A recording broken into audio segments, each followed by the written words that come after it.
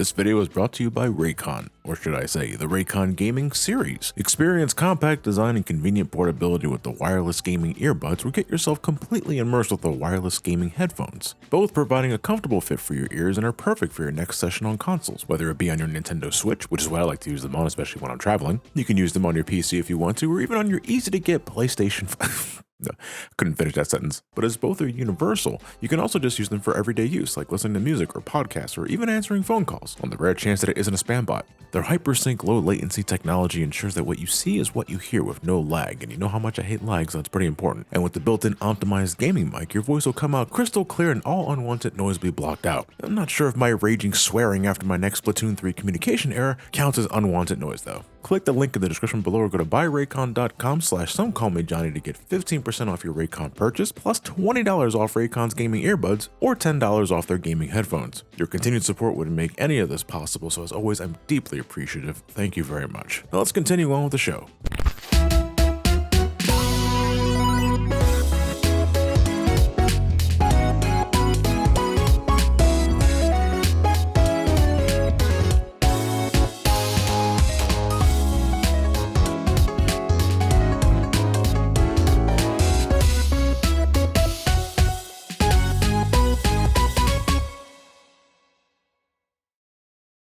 So some of you were probably thinking that I was heading into Donkey Kong 64 next, and while I have every intention of covering that game, rest assured, I didn't want to jump into that just yet, as there's a set of games that I wanted to tackle first. As Donkey Kong Country was making the rounds on the Super Nintendo, the Game Boy was also getting its share of Donkey Kong action outside of Donkey Kong 94. I'm talking the Donkey Kong Land series. Now this was Rare's method of giving dedicated Game Boy players a slice of the Donkey Kong Country action they might have missed previously, and for years it was always something I knew about, something that I've heard a couple of good things from friends who actually played them growing up.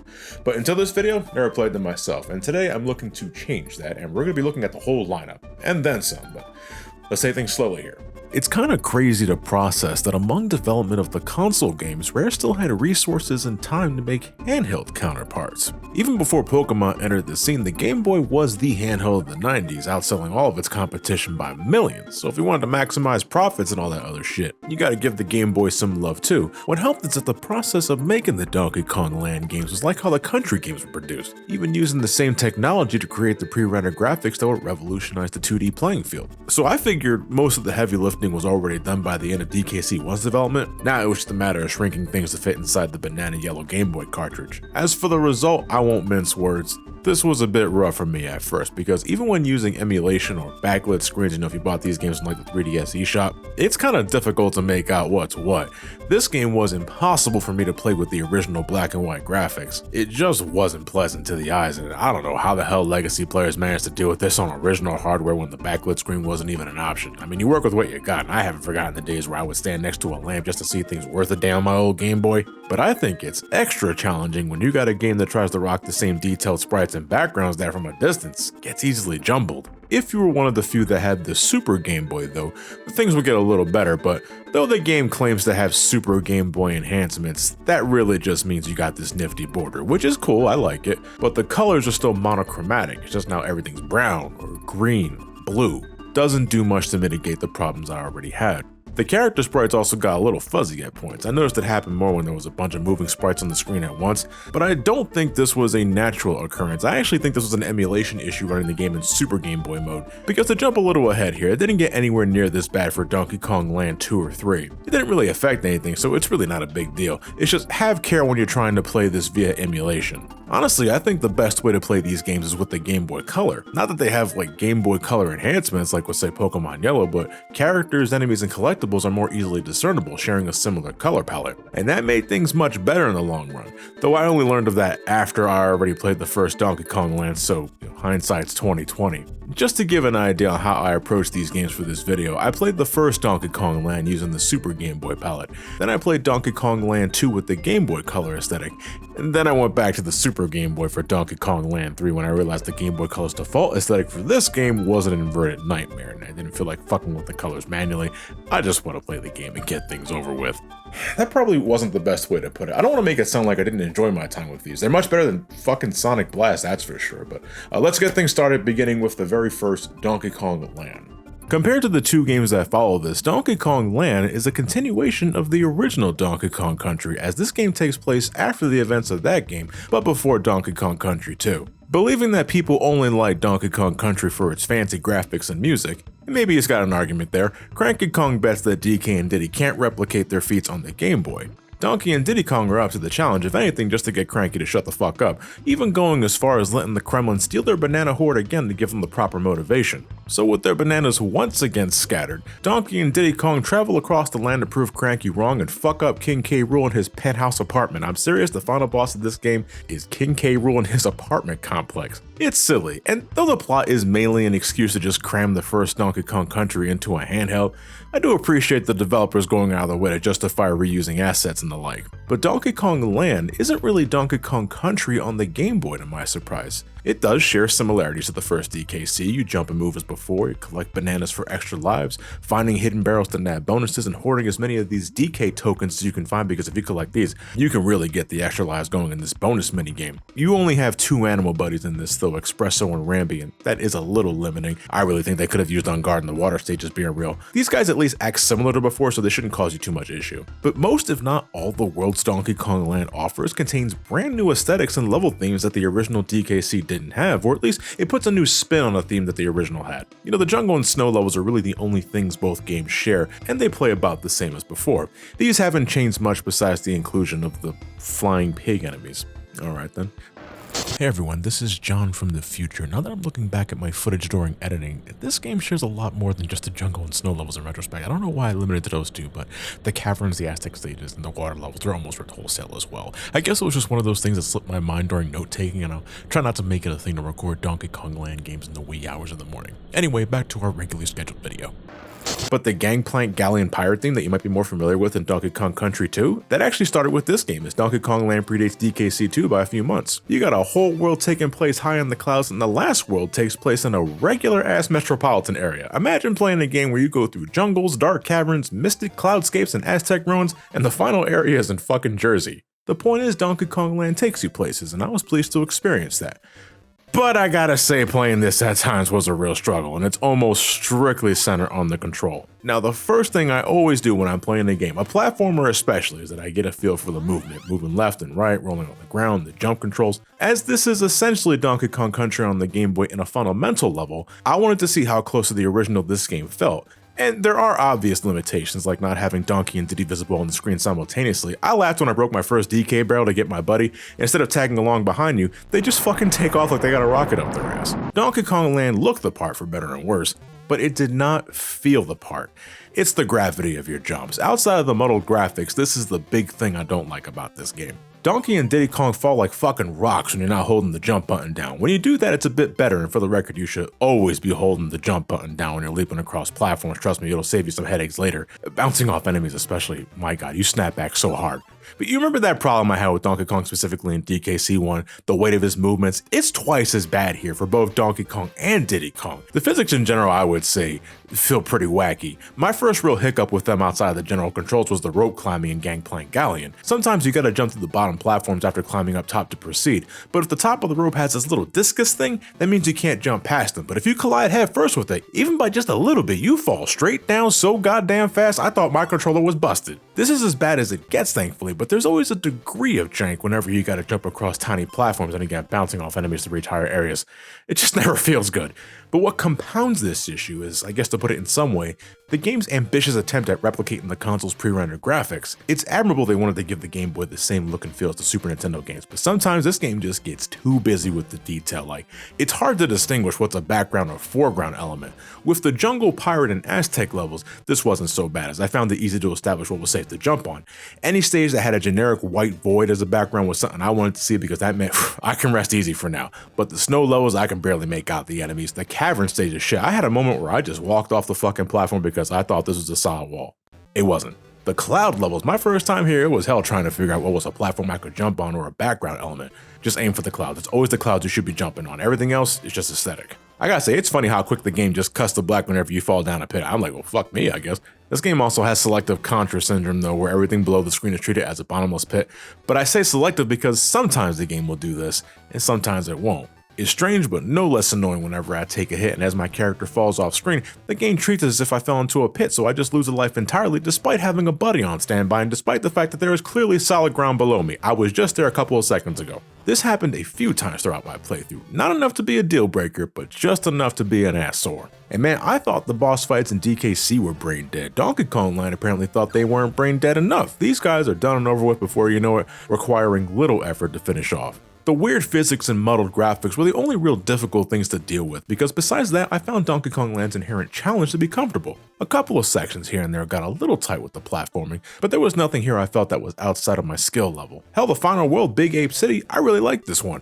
Let's put the Kongs in a city landscape and have them jump on buildings, steel girders, and a bunch of other mechanical structures that in a way pays respect to both Donkey Kong Country and classic Donkey Kong. It even has a steel crucifix. What the fuck? But no, this world was a lot of fun. I was genuinely impressed by how they managed to make a fun gimmick level out of collecting the Kong letters and forming a platform bridge with them to get past obstacles. This was a joyride compared to the pain in the ass that was the Cloud World before. This ended up being my least favorite world. Despite the unique challenges, it was hard to see where I was going, and some stages in their gimmicks just went on too long. There's a couple levels in this game that have like 2 or 3 checkpoint barrels, and I'm like, Jesus, this stage is still going on, what the hell? I didn't like the moving platforms that changed direction whenever you jumped on them. Look at how narrow these things get, good God. And assuming you're not emulating this or using the save point feature on like the 3DS, you can only save the game by collecting all the Kong letters on a stage, and why did they do that? It's a handheld game, you should be able to save whenever you want. The final battle against King K. Rool is somewhat similar to his encounter from before, but in a neat twist, he has what I could only describe as a literal jump scare. I'm getting ready to jump on his noggin like before, right? And this motherfucker suddenly decides to spring up in the air and scare the shit out of me. That sucked, but it did get a laugh out of me. You know what, looking back, I think I can say the first Donkey Kong Land is simultaneously my favorite and least favorite game of the trilogy. This will hopefully make more sense later in the video, give me some time. I love the commitment to new level themes and assets, but the dated graphics and control were bitter pills to swallow, and though I got used to it, it never felt great, just passable. But it was better than what I thought it was going to be, and I'm glad to finally have played it. I wanted to tackle Donkey Kong Land 2 and 3 as a pair because I feel both games share the same positives and negatives. As for the positives, oh my god, they fixed the controls big time. Both games control like absolute dreams, and I can't tell you how relieved I was. It's almost one-to-one the original SNES games, maybe a little floatier, but much better than Donkey Kong Land 1. The platforming felt so good. The graphical assets were also not nearly as busy, as they took it easy on the background designs, making sure the Kongs and other foreground elements were always immediately visible. Though I have to say again, using Game Boy Color palettes makes that easier too. The only time where I think this wasn't the case was the Bramble levels in DK Land 2 and the snow sledding in DK Land 3. With the Bramble stages, the line between what was a platform and hazardous bramble was hard to distinguish with pre-rendered 8-bit graphics. The snow sledding in DK Land 3 suffered hard from the monochromatic color palette and busier backgrounds. If you had a hard time telling things apart before, well, now try doing that in a fast-moving auto-scroller. I should mention that with DK Land 3 specifically, there was a Japanese-only Game Boy Color release for it, since Japan didn't get the original DK Land 3 initially, and this right here is probably the best way to experience the game, as the extra colors make discerning elements much easier. I stuck with the original NA release for my playthrough, so I want to stress that it's still more than playable, but after this video, if you're considering it, I would recommend playing the Japanese Game Boy Color release. At worst, assuming you don't understand Japanese, you can't read the level names, but who cares about that. But thanks to the improved controls and graphics, I got into these games much faster than I did with the first game, and I was completing levels and other challenges with little to no problem. They even did a good job converting the SNES soundtracks into the Game Boy too. In one of his earliest contributions to Rare, Grant Kirkhope oversaw converting the music to Game Boy standards for Donkey Kong Land 2 specifically. And though the soundtrack is limited given the hardware, I think there's 3 levels in a row that use the same goddamn song, it still sounds pretty good. But as I'm playing these 2 games, I'm thinking to myself, these aren't much different than their SNES originals. In fact, you might have noticed that I didn't even bother going into the story for Donkey Kong Land 2 or 3. That's because both games share the exact same plot as their console games. Donkey Kong Land 2 and 3 are, in essence, conversions of their original games, almost wholesale. Like, some level design is different and not every level made the cut, but in terms of enemies, gimmicks, and overall level structure, they're all ripped from the SNES games. To compare it to something else I reviewed, it's like how the first Mega Man Extreme was essentially just Mega Man X1 and X2 on the Game Boy Color. And like my opinion on Mega Man Extreme, I feel this gives Donkey Kong Land 2 and 3 less significance and impact than the original Donkey Kong Land, because these games are just 8-bit conversions, and I feel, especially now in 2022, with how easy it is to access the classics, this gives me little reason to recommend these when I think you're just better off playing the SNES games. At least with the original Donkey Kong Land, it offered something unique. With these, not so much. But they're fine games. I still had fun. I didn't bother going after all the bonuses this time, so I was just going left and right without a care, but I had a good time. But constantly I was like, this shit is just the SNES games again. And DK Land 3, maybe it was because by 1997, this game's release year, Rare wanted to put all their attention on the Nintendo 64 because DK Land 3 is very easy. There's even a bonus room that, I'm not kidding here, solves the puzzle for you.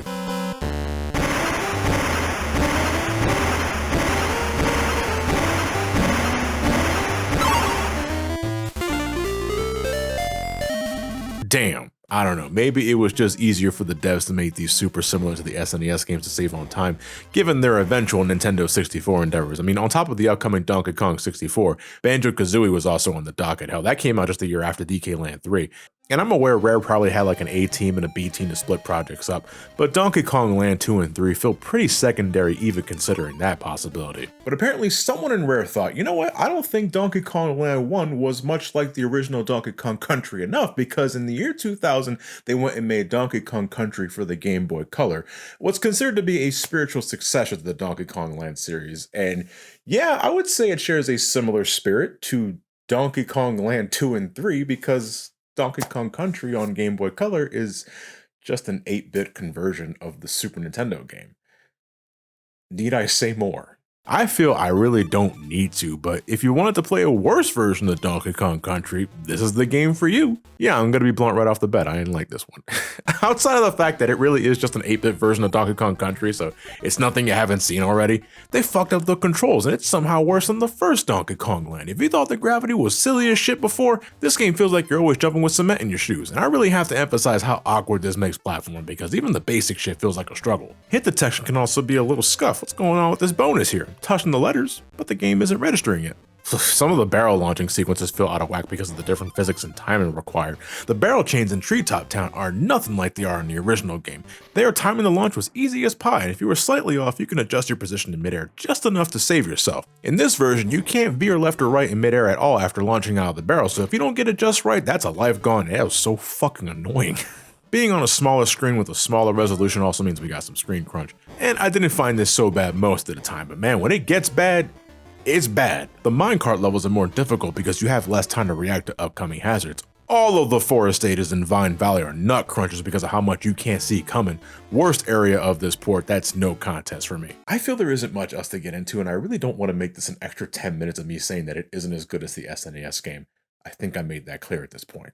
There are some extra mini games in this, because you can say pretty much at any time they changed Candy Kong's tent into this small bonus area that's supplied with extra lives if you need it, and tokens you can collect for the sake of collecting. I don't know, I only grabbed 2. Cranky Kong also has this shooting gallery. You just aim and shoot at the Kremlins. Not a bad test of reflexes, but nothing more than a time sink. They gave Funky Kong this fishing minigame, which again, time sink, it's fishing. Trying to get high score and all that jazz. I guess I'm just more confused on why Rare thought this version was even necessary to begin with. Why not just make a Donkey Kong Land 4 with original assets and all that? This is just a worse version of Donkey Kong Country on the Super Nintendo in retrospect. It's impressive that they managed to fit the whole thing into a Game Boy Color cartridge, but that technical feat is the best thing about this game. I respect it on that level, but the game itself leaves much to be desired.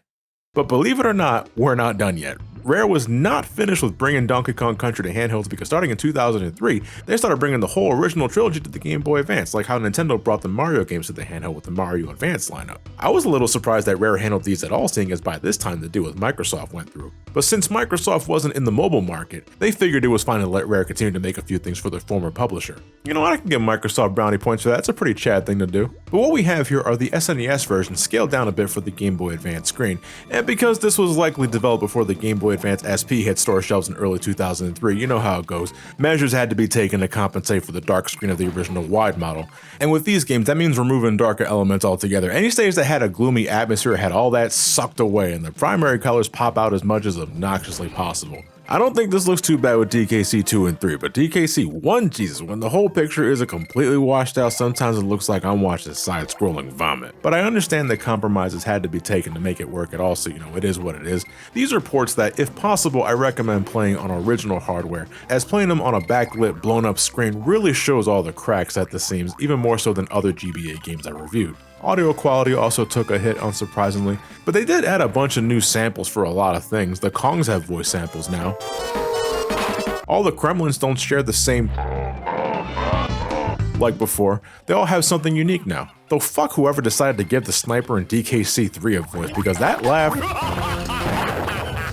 God damn it, that shit wore thin in less than 10 seconds for me. Fuck that noise. Barrel launching especially sounds extra crunchy, and I kinda like it. Makes the Bramble stages in DKC2 feel more impactful, though I would not recommend playing these with headphones on. Your favorite songs don't have quite the same punch as they would on the SNES, but I think a good chunk of them transition nicely, or at least well enough. But in DKC3's case, it has an entirely new soundtrack for some reason, and I found that strange because DK Land 3's 8-bit chiptunes were still based on Evelyn Fisher's original soundtrack for DKC3, so I figured, oh okay, they'll just do that again for the GBA, but no. David Wise came back to compose a whole new soundtrack for the GBA version of DKC3, and it's pretty damn good. Since it was likely made with the GBA specifications in mind, I think it sounds the best of the trilogy for one thing, and a lot of compositions are damn good and catchy, one of my favorites being Rock Face Rumble. It doesn't rock the same atmosphere as Evelyn Fisher's soundtrack, and in some cases that is to the port's detriment.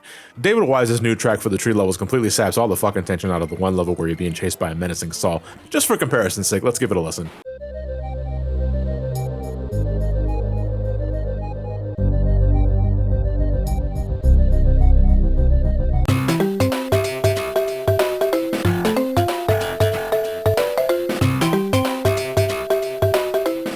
I'm gonna fucking die. One thing that wasn't completely compromised though to my shock was the screen size. Because, I guess in a brilliant case of foresight, Rare took all the original assets and shrunk them down a bit so that each game wouldn't suffer from screen crunch. In fact, thanks to the GBA's inherently wide resolution, you now have more real estate on the left and right side of the screen than you did on the SNES, making some levels and challenges easier to handle because you have more reaction time. No shit, I really like this about the GBA versions of the game. The auto-scrollers were a good time, finding certain bonus rooms was much easier because I could see more at once. I wish a lot of other SNES conversions did this shit. But I can't say the same for the top and bottom parts of the screen. These had to be cut down because of the hardware, and this results in some levels that emphasize vertical scrolling to be a little harder. The swimming stages in DKC 1 and 2 are one example. The tree and waterfall levels in DKC 3 suffered the most from this, as I found a lot of things coming out of nowhere and ambushing me. So take it a little slow when getting to these stages. They also went and added a bunch of minigames too that I didn't play much of, to be up front. A lot of them didn't hold my attention for more than a couple of rounds. The rhythm game with Candy was okay. I read her high score initials as cock initially. I was tired. Cranky's Dojo was fun for a bit. Look, once you do Undertale Genocide, nothing can really hurt you anymore. I know what I said. They brought back Funky Fishin' from the Game Boy Color game, so if you wanted a higher quality version of that game, here you go. DKC3 has the fucking half pipe from Sonic 2. No thank you. It also has Cobra Triangle that's... How the fuck do you win this game? You barely have enough time to shoot all the Kremlins down. Do I need to upgrade something? Why is this so hard? Mission failed, but Funky doesn't seem bummed out about that. What a Chad. What else is there? Espresso Racing? That's nothing special. Bag of Bug. Running in circles collecting bugs. Avoiding this dude. It's alright. You can also fly around like a dumbass in a helicopter. You know how every version of Mario Advance came bundled with the original Mario Brothers? These mini games held the same appeal to me. They're there to give yourself a distraction, but not something you play more than a couple of minutes of at a time. All that said, I went out of my way to play all 3 ports for this video. I didn't want 100% them, or 101 or 104, whatever.